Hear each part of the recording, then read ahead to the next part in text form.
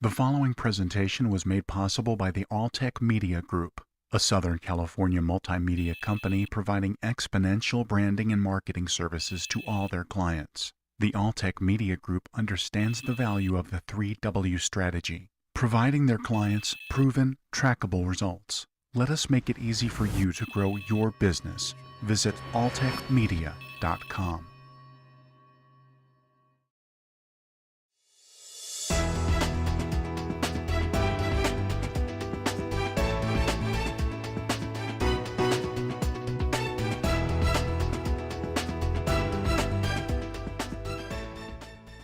Hello and welcome to Southern California CEO Magazine.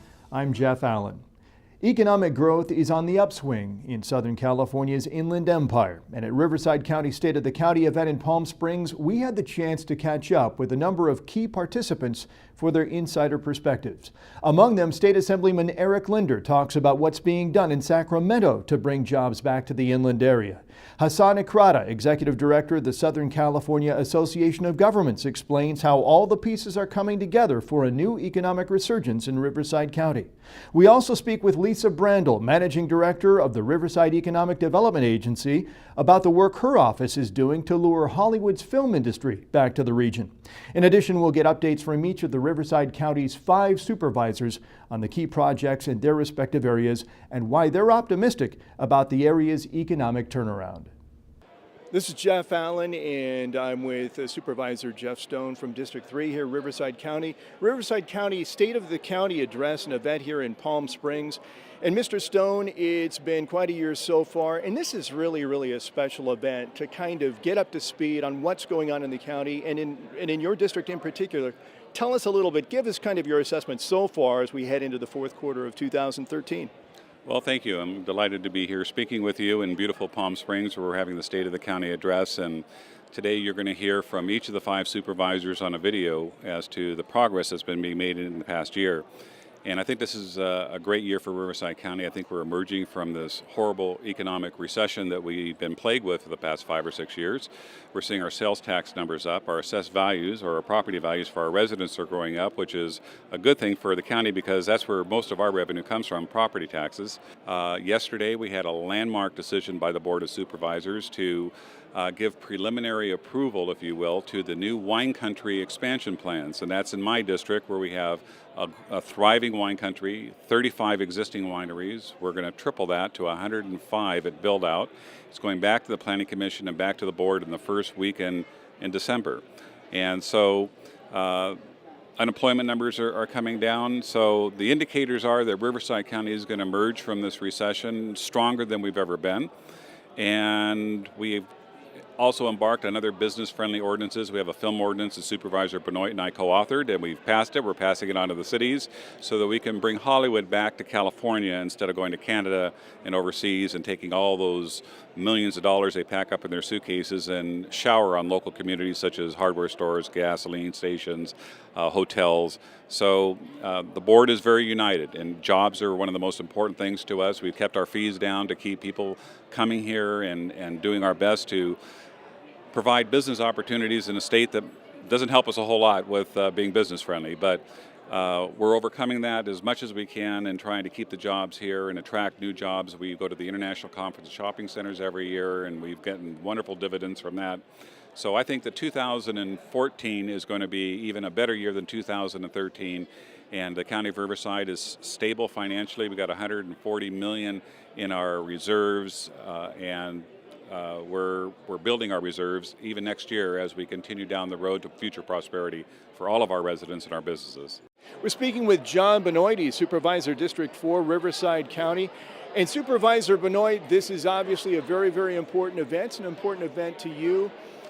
You have a tremendous background in law enforcement, and also to education is very near and dear to your heart as being a past member of the Education Board. This is the kind of event where we get everybody on track. Tell us a little bit about District 4, kind of where things are headed in your area with regard to public safety, education, and the economy, which is really a big reason that we're here. Well, District 4 is the largest district in the Riverside County, which is the 10th largest county in the nation. There's 4,960 square miles in District 4 of the 7,200 in the county. So we are a huge part. And not only that, if you look at the history of growth in Riverside County, the Coachella Valley grew in the last big expansion, but there was huge growth on the west end also.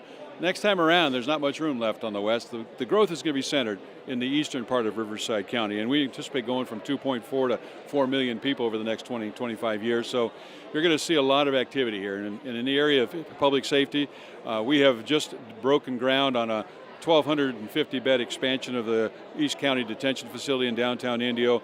We're adding new courtrooms in Indio. We are adding new an emergency operations center in Indio. We're investing $350 million over the next 36 months in buildings and infrastructure in Indio.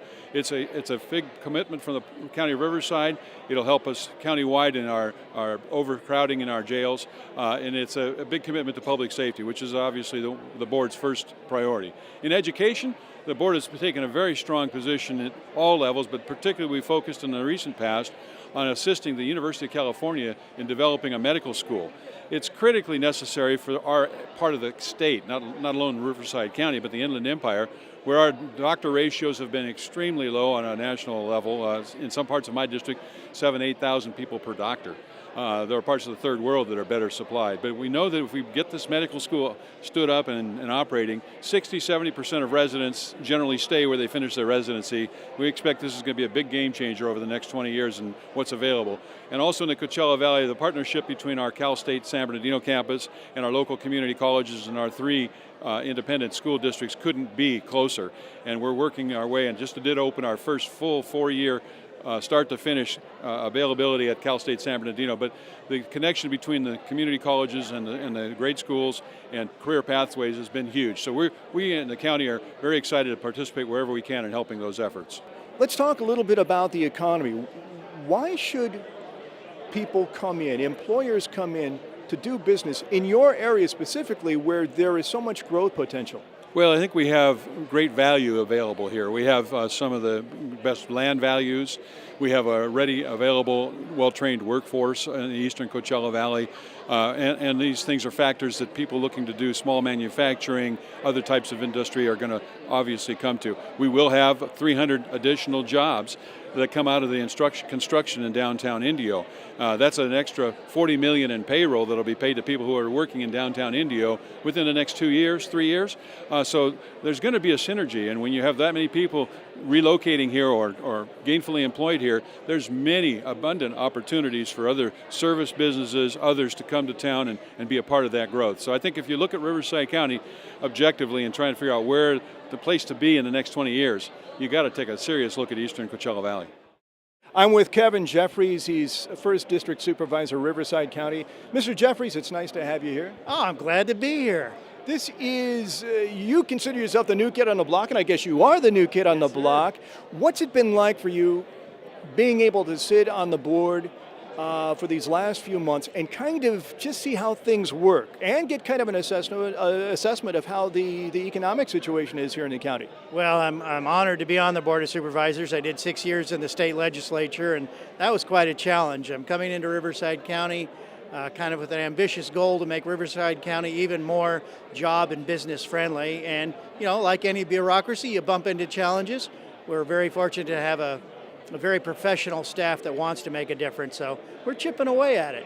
You're in an area where we're seeing some development, and of course we're talking about areas like Wildemar and Lake Elsinore, and tell us a little bit about some of the things that are going on in your area, from projects to engineering developments to maybe business coming into the area? Yeah, it's pretty exciting right now to watch the economy rebound, and it's really coming back strong along the 15 corridor, which is everything from Temecula up to Corona, and then the 215 corridor, which I share with other supervisors, also from Temecula up to March Air Force Base, Moreno Valley. We are seeing a lot of new home building that's starting up, and we're also seeing a lot of logistics centers, warehouses, light industrial. Those are really starting to come into play. Now, not all of them are being built yet, but we're seeing as the applicants are dusting off those old projects from the shelves, and they're bringing them back saying, hey, we're ready to start moving on this. The economy's going pretty strong. And this is really key too, because once these get up and going, this is where the jobs come in, isn't it? Yeah, and that's what it's all about. I mean, that needs to be Riverside County's number one, number two, and number three priority is jobs, private sector job creation. If you believe in any level of government services, public safety, roads, parks, whatever it is about the quality of life, and you want that funded, the only way to get it funded is to have a strong private sector creating the jobs, paying the taxes that we all pay, and that funds those government services that we want so bad.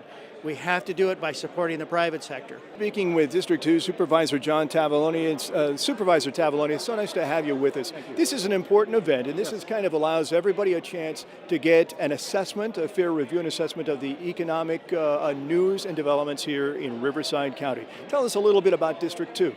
District 2, dynamic district, a lot going on. It's the most confined district in the county than the west end of Riverside County. We have 5 cities, Harupa Valley, Eastvale, Corona, Norco, and the city of Riverside. But it's basically the core of the county of Riverside, where the county government is located. And it's the hotbed of what I call the county of Riverside. What is your assessment of the economy right now, and why should a business or businesses consider doing business not only in your district but in Riverside County as a whole? Well, Riverside County has been what I consider the hotbed of activity over the last decade and a half. And yes, we've suffered tremendously over the last 5, 6, 7 years because of what we call the Great Recession. But the economy is picking back up, rather slowly, but it's picking back up. When it gets back up to normal again, we will be again the hotbed of activity and ground zero, if you will, for economic growth. What will be the catalyst that will keep this economy growing and growing much stronger than it was before will be the University of California, Riverside, and the other colleges that surround us here with their medical school.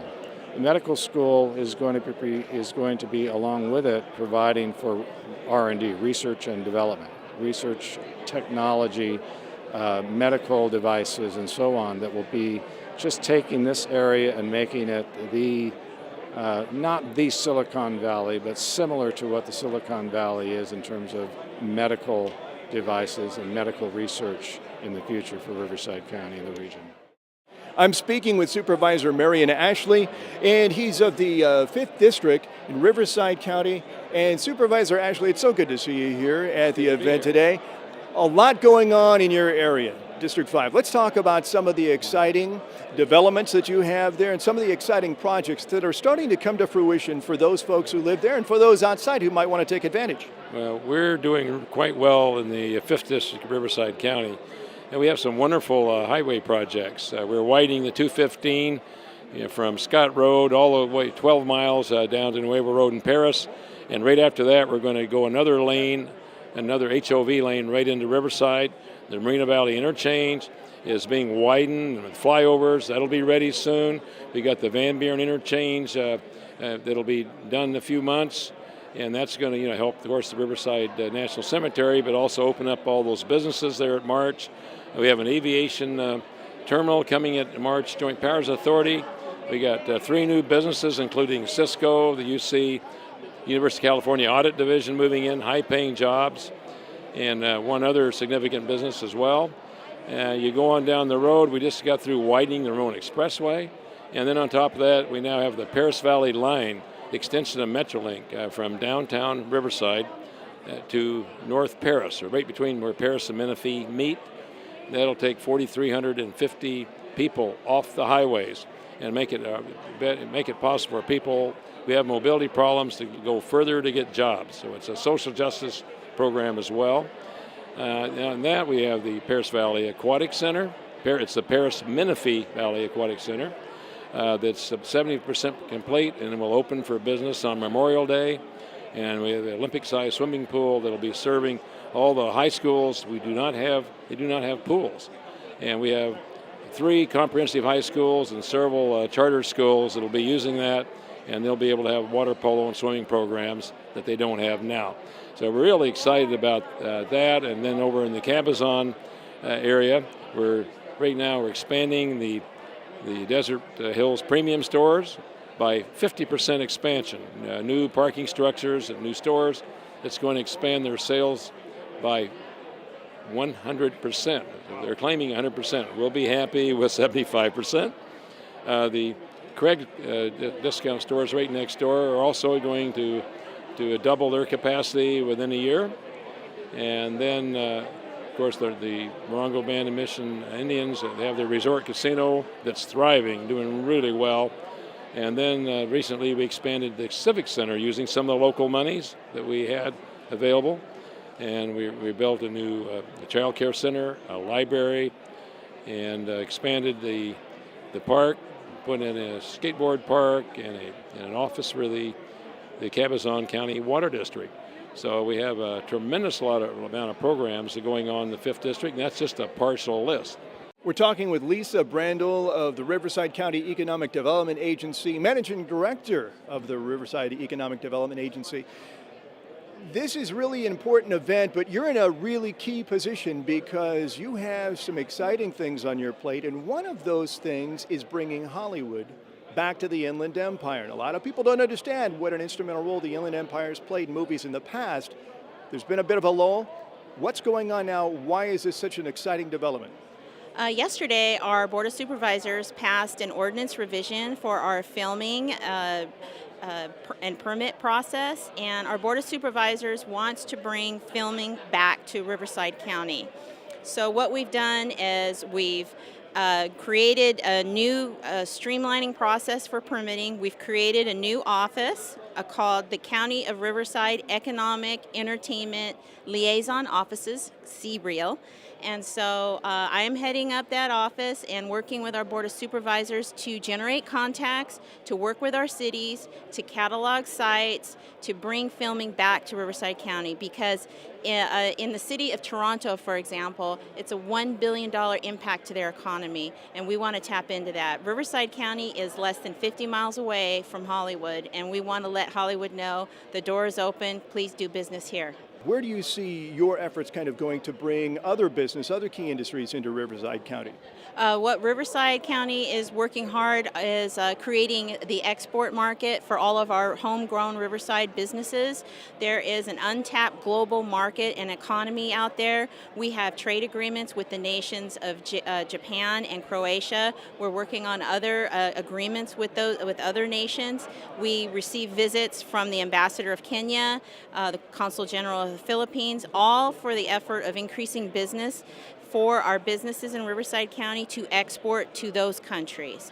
There's many things that other countries need. They don't have the manufacturing items that we produce, and so we're just making the connection. Riverside County has the door open for exports. We want to encourage foreign direct investment. If somebody wants to come and invest or place their business in Riverside County, the door is open. We're here to talk. We have an Office of Foreign Trade located within the Economic Development Agency as well. So that's another arena that we're looking into. We're speaking with Paul Greaney. He is the president and CEO of the Inland Empire Economic Partnership. Mr. Greaney, it's nice to have you. Thank you. Nice to be here. This event here at the State of the County, primary focus, talking about the economy today. Let's talk a little bit about the Inland Empire Economic Partnership. Your agency's role. What exactly does the partnership do, and what is your role with the partnership? Sure.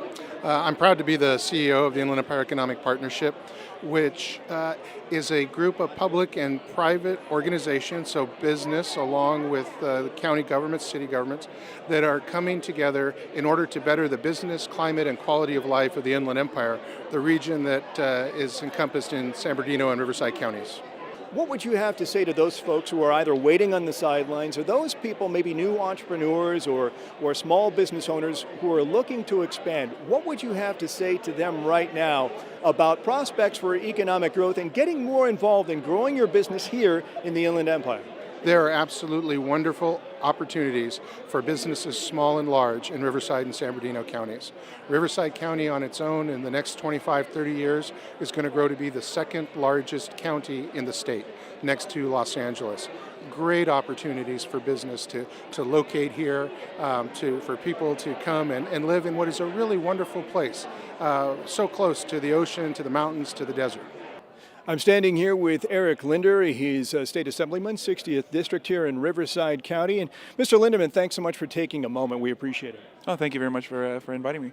State of the County address today in Palm Springs, and there's so much to be mindful of, and you have such a big job really in your particular area, kind of getting your arms around everything that's going on in your area. Some of the key economic issues that you've seen that you're kind of working on and keeping focused on as we move into the fourth quarter of 2013.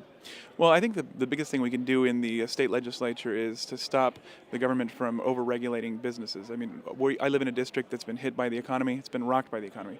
We have an unemployment rate that's about 25% higher than the rest of the state's average, and it's been very, very difficult for people who are small business owners to be able to thrive here. And California, business as usual in Sacramento is bad for business in California. So on the state level, that's my goal, is to try and reduce that over-regulation so it's a little easier for businesses to do business. Do you get a sense that there is a willingness on the part of both sides of the aisles in Sacramento to work together to do what you're talking about? I do believe so. I think that this year is a lot different than in years past because we have such a huge freshman class. There are 40 freshman members and they're out of 80 assembly members, and it's just a different environment than previous classes. And I think that people have realized in Sacramento that Sacramento has been bad for business. Businesses are leaving California at alarming rates, and I think that message is now starting to be heard.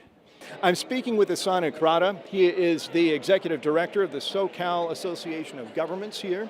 And you're here, Hasan, because obviously a big touchstone topic here at this particular event is the economy. Tell us a little bit about how your association is working with the County of Riverside and where things kind of stand with regard to economic development in the county and your office and how it's involved. Well, we're an association that represents 6 counties, and Riverside is one important county out of the 6. I can tell you that we had the worst recession since the Depression, but the good news is we're coming out of it. I think the state of the county is good. I think we have every element to have a successful economy. We have affordable housing, good transportation system, great universities, cheap labor. Therefore, I believe the future is bright when it comes to the future of the county and the economy of the county. As we found out at the County of Riverside's 2013 State of the County event, there is still a ways to go before we see the kind of job growth that was experienced before the housing crash.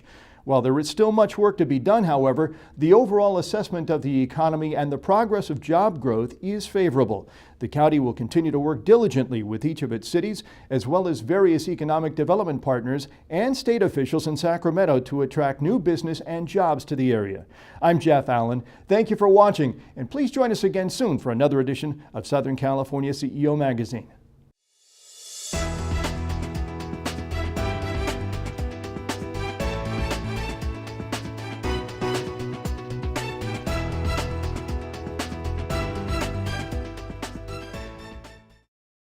The following presentation was made possible by the Alltech Media Group, a Southern California multimedia company providing exponential branding and marketing services to all their clients. The Alltech Media Group understands the value of the 3W strategy, providing their clients proven, trackable results. Let us make it easy for you to grow your business.